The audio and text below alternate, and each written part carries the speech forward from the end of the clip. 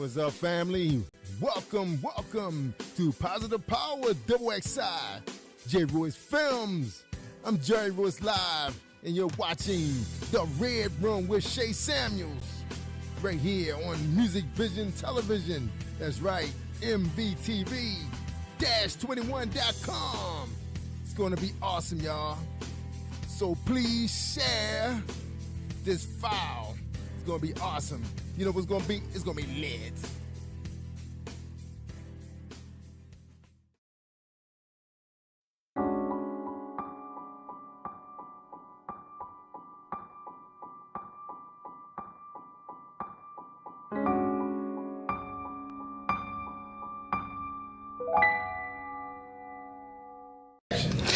Hello, I'm Dr. Eric Holmes, the author of The Power of the Sea and Soulful Prayers. That is #1 best-selling. And I am in The Red Room with Shay.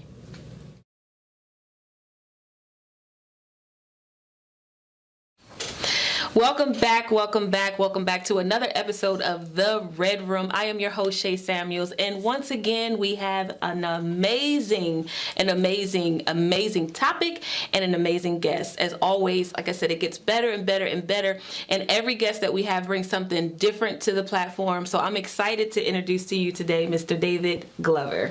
Hey, how you doing? How are you? I'm fine. I'm happy to be here. You look happy to be here. It's amazing because every time we introduce someone new, we're introducing their platform as well. So I get a chance to introduce you to our audience. All right, that's amazing. Like she said, I'm David Glover. I also have an alias, the Controversial Counselor. I'm originally from Niagara Falls, New York. Moved here to come work in the schools, Baltimore County school system. So I've been doing that the past 15 years. Eventually got promoted up to being the department chair of school counseling. I did like 8 years in high school, and now this is my 7th year in middle school. Mm-hmm. So that's definitely been a challenge, I'm sure. Yeah. So, and I'm also an author of the book Cocktail Conversations by the Controversial Counselor. Also, do like Facebook Live shows. Yeah. I call it in the Counselor's Corner. So I try to stay active, just getting the word out and just trying to build my platform. Yeah, well, you definitely are doing an amazing job with building the platform because you're here with us today. You're in the Red Room, so that means that you did some work. Put it that way. Faith without work is dead. But I like the fact that you were talking about being a counselor because, of course, with middle school comes dysfunction. And so I want to talk to you about that today because in this community that we're in right now, there's we're talking about training a child as they should go. We're talking about unity. We're talking about so many things to kind of bring the communities together. And although you may not be the actual community activist, you have a role to play in the children's lives. How does that work for you? Well, a lot of people say that the counselors, we're like the hub of a school. Mm-hmm. Because no matter what, everybody they come to us for all the we know all the answers pretty much. Yeah. So just the one to try to keep peace with the students, also administration, parents, staff, teachers. So we're like the liaisons. So if everything is good on our end, usually the school is rolling well. Good. And so when you deal with the children, you went from high school to middle school. How different of a transition was that for you?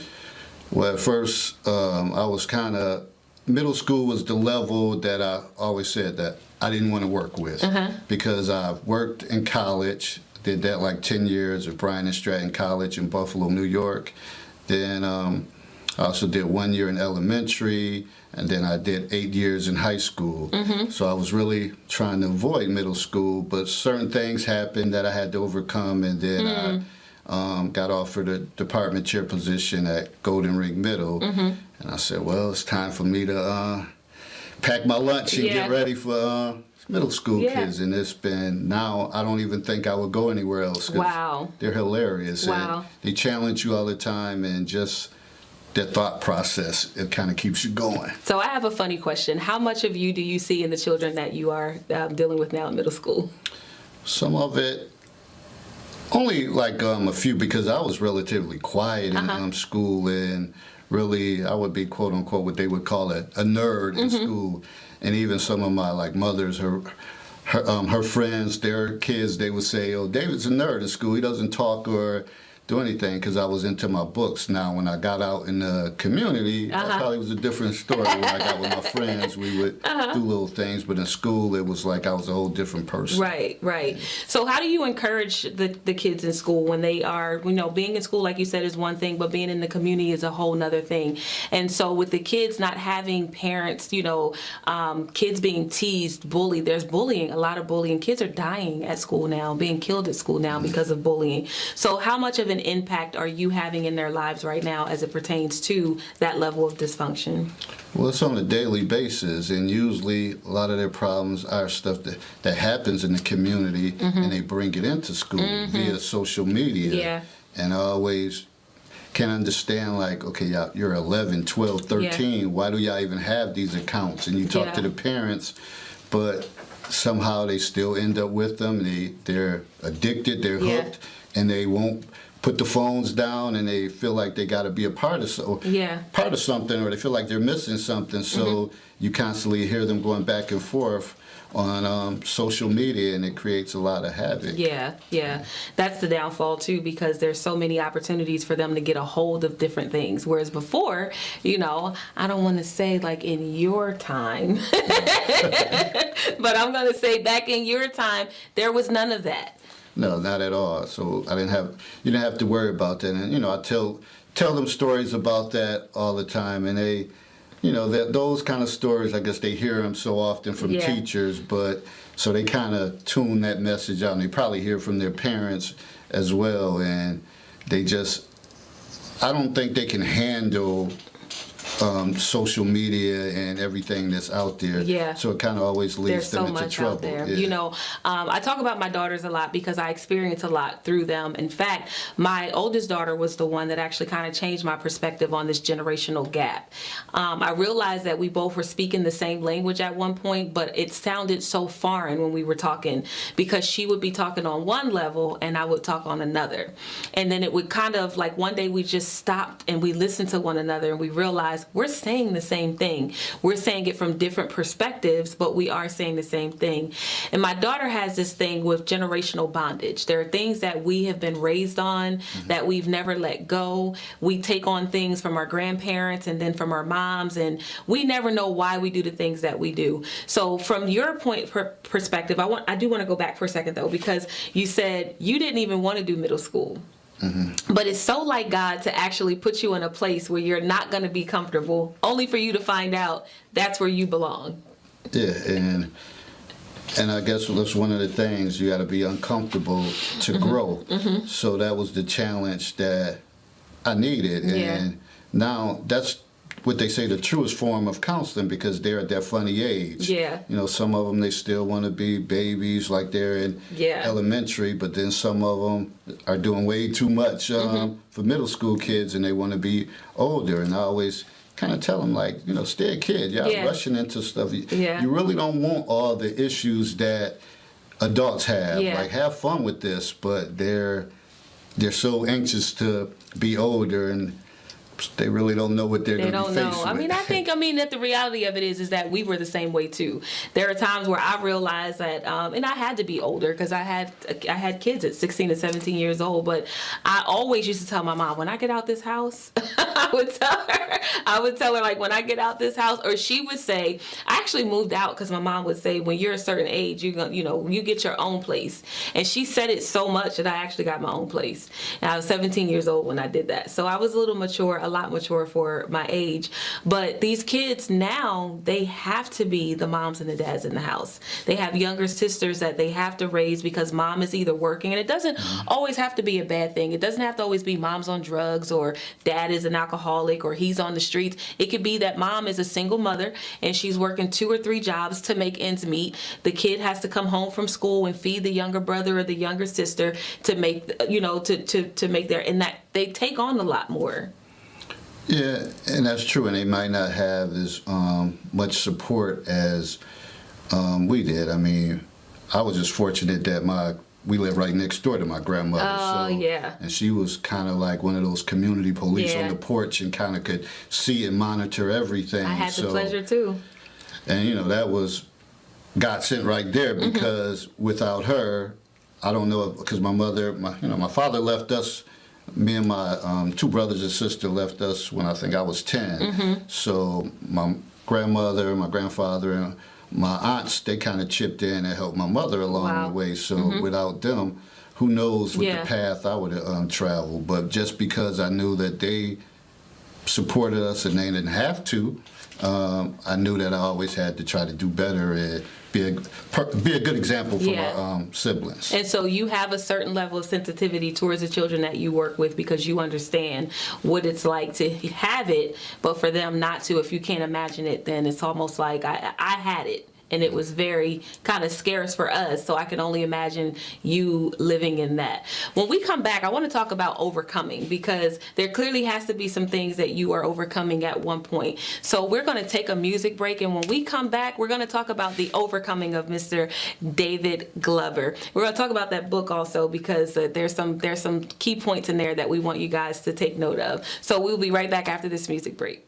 I'll praise your name, your blood it covers me. I live to worship you, your name it is so sweet.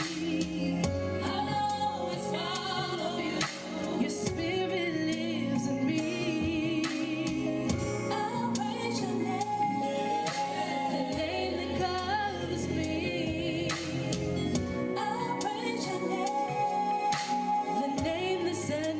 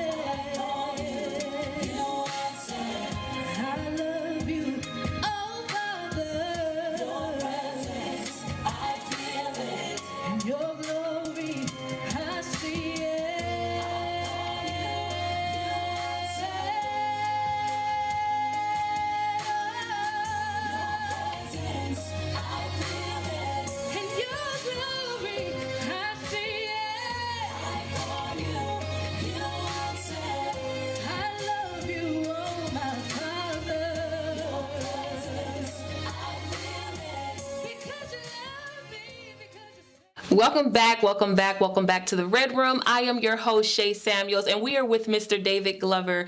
We are going to be talking about dysfunction in the community. We're actually on the other side. I hope that you enjoyed that music break, but we're on the other side. We're on the side of overcoming. We've talked a lot about the dysfunction. We talked about the children, that he's working with, children in the community. We're talking about unity and the importance of just helping. You had the privilege of having your grandmother and your aunt and others helping your mom as you grew older, and not having a father in the home. And we know that there are a lot of children right now who are growing up either without the mother or without the father. I have a nephew who's being raised by my grandmother, and there's a lot of people who are being raised by the grandmothers. I send out a lot of prayers to the grandmothers. Why? Because they're having to raise children in a generation that they themselves are not aware of. Mm-hmm. Yeah, and I think that's tough, especially in this generation, because I see it more often that the grandmother is the guardian, and they're older, and just like I said, the social media piece and things like that they don't clearly understand. And these kids are smart; they just take advantage, and then the way some of them may speak to their grandmother. So a lot of times I have to get on the kids right in front of their grandmother, like, listen, who are you talking to like that? And kind of put them in their place. Because, then once the grandmother leave, I kind of tell them, how fortunate you is to have someone that's stepping up, and that's the way you're treating her. So they usually respond to it, at least for that moment. For that moment, and then you have to keep talking to them again and again and again and again. My daughter's 24 years old, and honestly, I go through so much with her. But like I said, she's the one that's teaching me about the overcoming. There's a lot that I had to learn from her, but I had to listen. I think as adults, a part of the dysfunction that the kids are experiencing, a lot of it is because we're not listening. We know what we know because we've encountered certain things. We've experienced our own lives, our own obstacles, and we put that on them, and they don't feel like we understand them. Our generations are so far apart. I remember in my generation, stonewashed jeans coming out. My mom was still trying to put bell bottoms on me. I wanted the stonewashed jeans, but she kept saying, this is the style. And unfortunately, that wasn't the style then. It came back eventually. You see kids wearing bell bottoms now. But we're at this point now where we're kind of at the kids' mercy. Why? Because they have the answers. We're just not listening. Yeah. And if they can, with the internet and social media, they have means to find the answer where we didn't have it. And I would go to my grandmother's house and look in the encyclopedia, but that was boring. But they have it right there in their hands. So I always tell them, y'all have a lot of knowledge right in front of you. But at the same time, sometimes I think they have too much in front of them that they don't always do a good job with. But let's talk about that, though, because even with the knowledge that they do have, and we understand that there's so much knowledge out there, that would challenge us as adults to actually go out and get the same knowledge.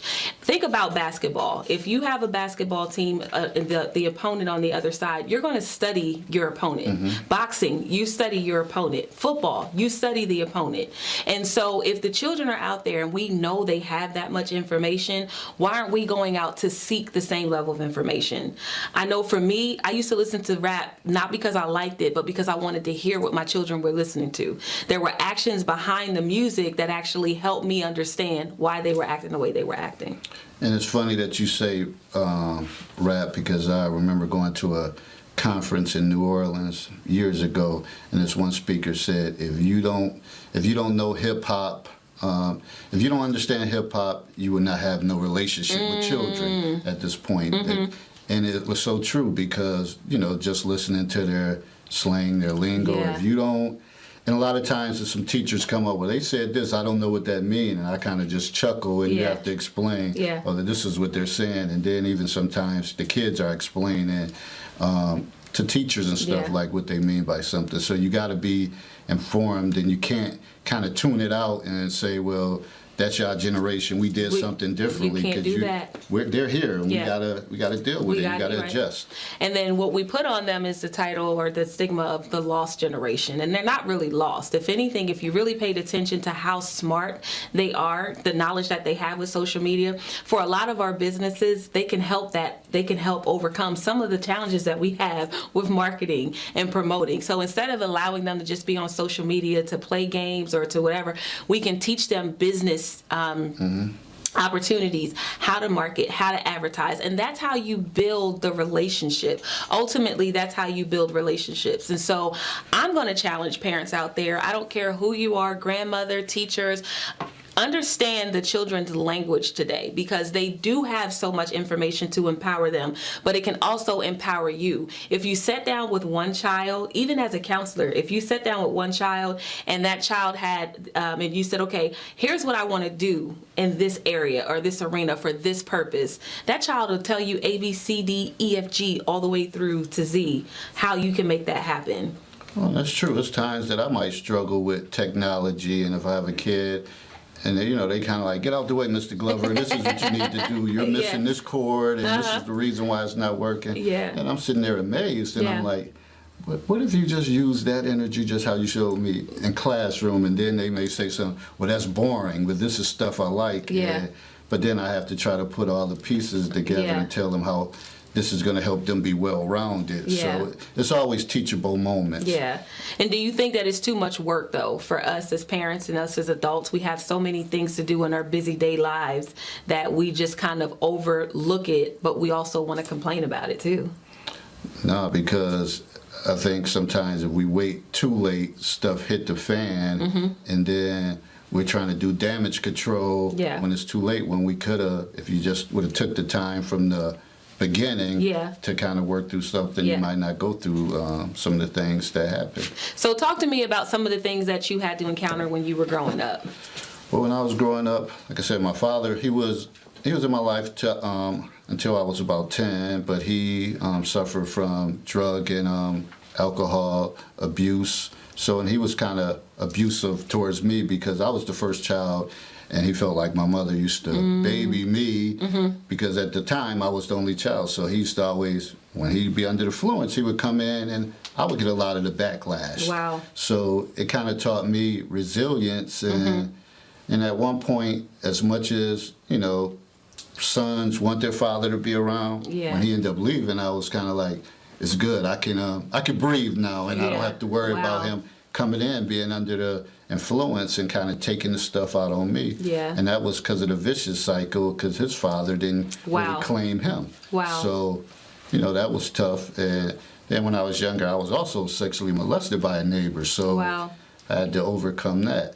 And that was one of the things that I never wanted to see any other children hurt. So I kind of took on the role in the neighborhood that I got your back. I don't care. It could be me and you against 10 other people. Yeah. I'm not going to tolerate bullying. So I think it all led me to end up being a counselor. And that was just, keeping my faith and staying grounded and like having, my private thoughts and prayers, like, because it was tough times like during the day and stuff like that, I'm busy. You don't think about it. But when you lay down, you think about all the stuff that's going on. There's a lot of times I would cry myself to sleep, but I knew when I got up that morning, I would have to keep it moving, and I can make a difference in someone else's life. Yeah, and I like that you took that. You said that you said something in the beginning, from pain to perseverance. Yes. And so you went from pain, and you understand what pain is. So talk to us about the perseverance.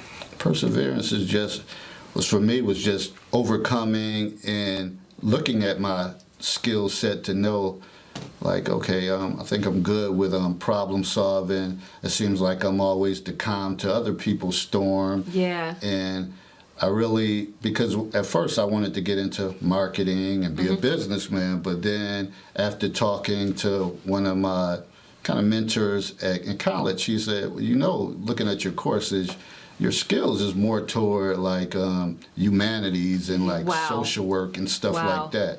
So he set it up that I had a peer counseling job. And from that point on, when I graduated from college, I ended up being a social worker. And I've pretty much done it all as far as the human service field. Wow. Drug and alcohol rehabs, psychiatric, adolescent and adult units. All training. All different training. stuff, whatever. So how does that, in short, lead to the book? Give us some bullet points in that 1 minute that we have.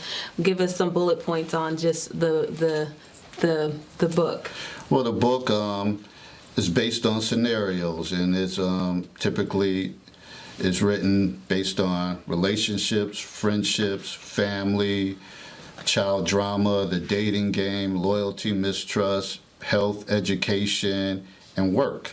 So I compiled a lot of different scenarios over the years that may happen. I changed it a little bit to embellish it and to kind of protect the innocent, because some scenarios is from my family. They don't even know it. They don't even know it, but I kind of used them. I posted these scenarios on social media. I got a good response. People started inboxing me like, hey, when are you posting the next scenario? So it started becoming an everyday thing. Then people started sending me scenarios to post, and I kind of took that platform and made it into a book. So I wanted it to be something that we could have open discussion, because I feel like it's a lost art. People with the phone, cell phone, texting and stuff like that, I thought it would be able to open up dialogue and have people communicating, which is important. Oh, that's good. That's good. Well, Mr. David Glover, it's been a pleasure for me to have you on the show today. I've learned so much, and I want people to understand the importance of dysfunction, but overcoming pain to perseverance. All right, until the next episode, we want to thank you guys for tuning in again today. Meet up with Mr. David Glover and get his book, and make sure that you guys support his vision. Until next time, we will see you again. I'm Shay Samuels, and